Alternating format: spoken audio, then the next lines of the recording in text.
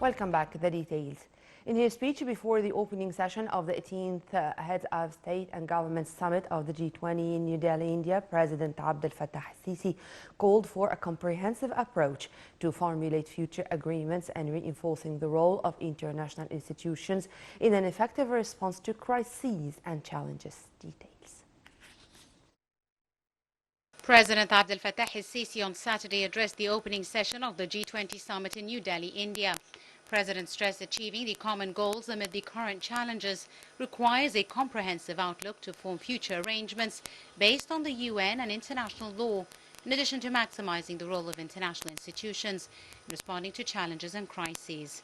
President al-Sisi stressed the G20's role to tackle the global financial system, improve international funding institutions, and regulate sustainable solutions for financial crises faced by developing nations. President al-Sisi added during Egypt's presidency of the NEPAD, specific goals for continental economic integration were made, and while presiding over the COP27, Egypt managed to make tangible balance to the international climate agenda through green economic transition. In addition, the head of state said in light of facing the global food crisis, Egypt has recently announced the hosting of an international center for grain storage and trade. The President wrapped up his word welcoming the African Union to join the G20, looking forward to the summit's conclusion with promising outcomes to achieve the aspirations of all nations. Indian Prime Minister Narendra Modi received President Abdel Fattah al-Sisi at the venue of the G20, where the leaders held talks on different files. The president also held side meetings with world leaders and officials on the sidelines of the G20 summit in the Indian capital. President Abdel Fattah al-Sisi held a string of meetings with a number of world leaders and heads of state on the sidelines of the G20 summit taking place in the Indian capital, New Delhi. Meanwhile, the Indian Prime Minister Narendra Modi received the president at the venue of the G20, where the leaders held talks on different issues. The president met with the Japanese Prime Minister Fumio Kishida, South African President Cyril Ramaphosa, Comoros President and current President of the African Union, Soumani Azali, and Director General of the World Health Organization, Tedros Adhanom. President al-Sisi also met with the European Commission President Ursula von der Leyen, Chinese Prime Minister Li Keqiang, and the Brazilian President Lula da Silva. Presidential spokesperson Councillor Ahmed Fahmy said meetings tackled a number of key regional and international issues of common concern, as well as ways to boost joint cooperation in all fronts.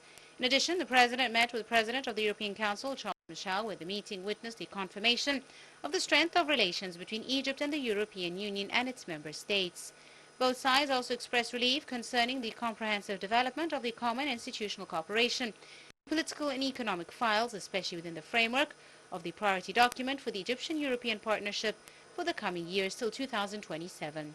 The two leaders stressed the importance of continuing joint coordination and enhancing mutual dialogue and touched upon the Russian-Ukrainian crisis and political repercussions worldwide. President Abdel Fattah al-Sisi participated in the European-African mini-summit, which was held on the sidelines of the G20 summit and brought together leaders and representatives of Germany, Italy, Spain, the Netherlands, France, South Africa, Nigeria, and the Comoros, as well as the European Union, the World Bank, and the International Monetary Fund, the IMF.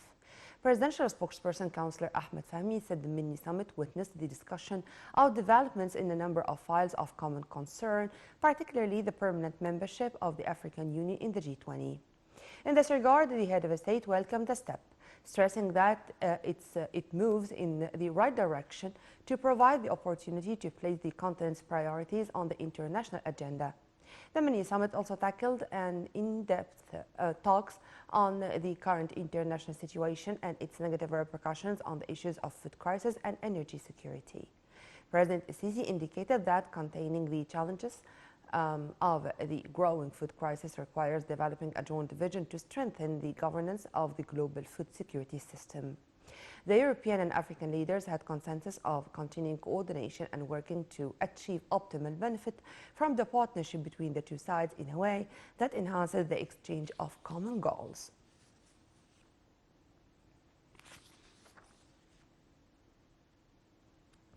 Delegates from the world's most powerful countries reached a compromise on language to describe the war in Ukraine as the leaders began the annual G20 summit on Saturday in New Delhi. Indian Prime Minister Narendra Modi said at the bloc summit in New Delhi that the African Union was made a permanent member. Indian Prime Minister Narendra Modi said Saturday that the G20 had reached a consensus on a leaders' declaration and announced its adoption during the first day of its annual summit. The announcement came after delegates from the world's most powerful countries reached a compromise on language to describe the war in Ukraine. The group is deeply divided over the war, with Western nations pushing for a strong condemnation of Russia in the leaders' declaration to be issued at the end of the summit, whilst others demanded a focus on broader economic issues. Earlier, Modi, the host India, inaugurated the two-day meeting by calling on members to end the global trust deficit and announced the bloc was granting permanent membership to the African Union in an effort to make it more representative.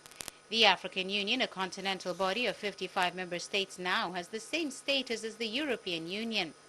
As a response, Kenyan President William Ruto said the African Union's entry into the G20 will give African interests and perspectives voice and visibility in this body. He added Africa poised to grow in the coming years, and the seat will allow it to shape decisions of G20 to ensure the continent's interests are advanced. He added the outcome of the just concluded Africa Climate Summit, including fundamental reforms of international financial institutions and multilateral development banks, is one thing the African Union will advance. Kenyan President William Ruto on Saturday said the African Union's entry into the G20 will give African interests and perspectives voice and visibility in this important body. He added that Africa poised to grow in the coming years and that the seat will allow it to shape the decisions of G20 to ensure the continent's interests are advanced. Ruto said that the outcome of the just concluded Africa Climate Summit, including fundamental reforms of international financial institutions and multilateral development banks, is one thing that EU will advance.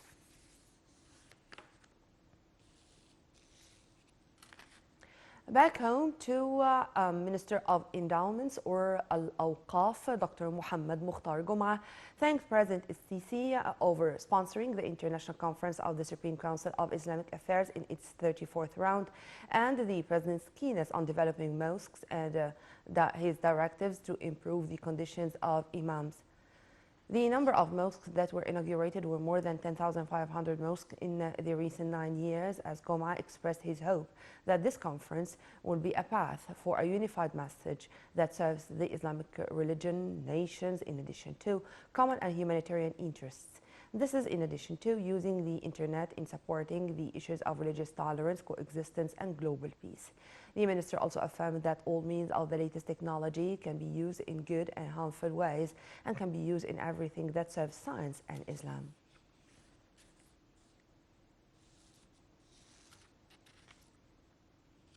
Egypt offered sincere condolences to Morocco following the powerful earthquake there that has killed more than 800 people and injured thousands of others. Egypt offered sincere condolences to Morocco following a powerful earthquake there that has killed more than 800 people and injured hundreds more, destroying buildings and sending residents of major cities rushing from their homes in the country's deadliest tremor since at least 2004. In a Foreign Ministry statement, Egypt stressed its full solidarity with the Moroccan kingdom's government and people in facing the destroying outcomes of the horrible, painful disaster. It also expressed its solidarity with families of victims, praying God bless the victims' souls and wishing rapid recovery for all the injured. The Grand Sheikh of Al-Azhar, Dr. Ahmed Al-Tayyib, also offered his sincere condolences to the Moroccan people and its leadership following the earthquake that struck in Morocco's high Atlas Mountains late Friday night. Moroccan officials said most deaths were in the mountainous areas and were hard to reach. Morocco state media said 820 people had been killed and another 672 injured. The quake-damaged buildings in Marrakesh. The UNESCO World Heritage Site stated that a mosque minaret had also fallen in the heart of the Marrakesh's old city. The Interior Ministry urged calm, saying in a televised statement the quake had hit many provinces. U.S. President Joe Biden also expressed his sympathy for the victims of the Morocco earthquake. Spain offered to send rescuers to Morocco, and the Turkish President Erdogan also offered support to Morocco after the devastating earthquake. French Foreign Ministry also expressed their solidarity with Morocco, and the head of the African Union Commission expressed great pain over the devastating earthquake. Ukrainian President Volodymyr Zelensky also on Saturday expressed his solidarity. Russian President Putin also expressed his condolences to the friendly people of Morocco. German Chancellor also offered condolences after the devastating earthquake. The Indian Prime Minister Narendra Modi expressed sympathy for the victims, and the Chinese President Xi Jinping sent a message of condolences to Morocco.